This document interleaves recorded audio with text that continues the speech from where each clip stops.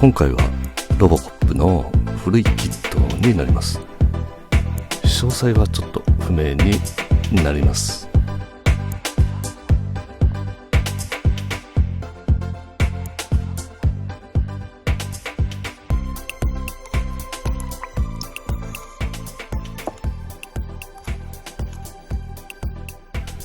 腰までね、レジンを流し込みました。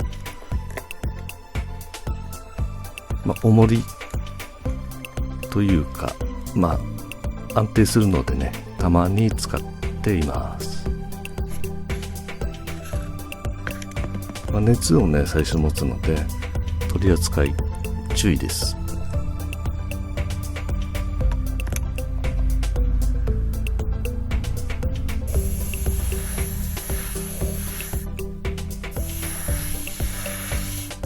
メタリックのね、塗料はね、後々ソフビだとね、ベタつきが出ることもあるのでね、それは要注意ということで、なるべく艶消しっぽくしました。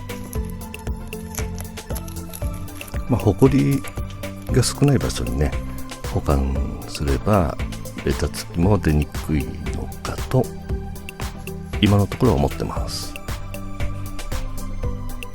顔はね、これ3回ぐらいやり直しをしているのですが、なかなかうまくいかず、最終的にもね、うまくいかないままです。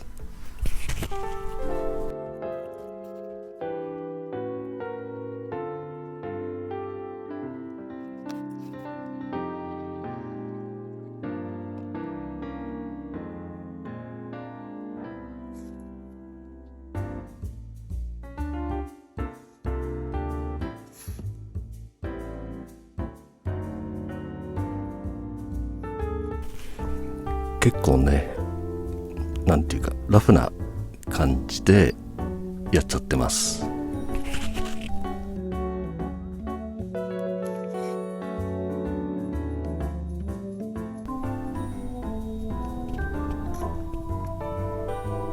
オート9、結構すごい、なんていうのかな、銃ですよね。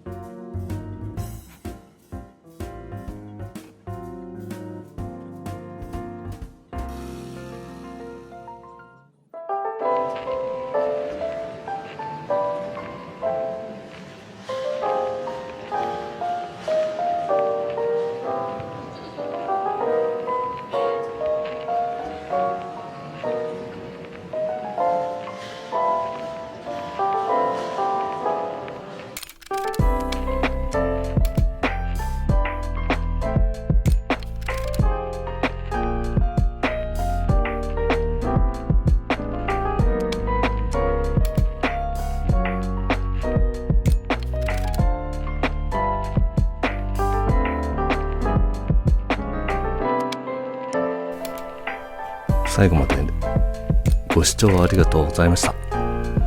チャンネル登録もね、ぜひお願いします。